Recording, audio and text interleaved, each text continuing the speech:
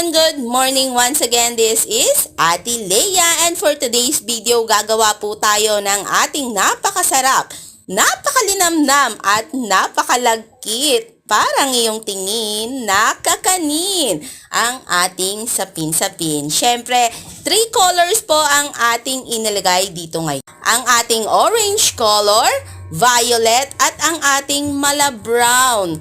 Dahil brown sugar po ang ginamit natin. Dahil alam nyo po ba na pag brown sugar o dark sugar ang ginamit natin sa ating mga kakanin, parang nakaka-authentic po yung lasa. Yan. Ito po ay gawa sa glutinous rice, condensed milk at ang ating brown sugar. Siyempre, napakasarap. Lagyan po natin ng konting vanilla. Makakatulong po ito para sa pagpapa-enhance ng amoy at lasa. Sarap!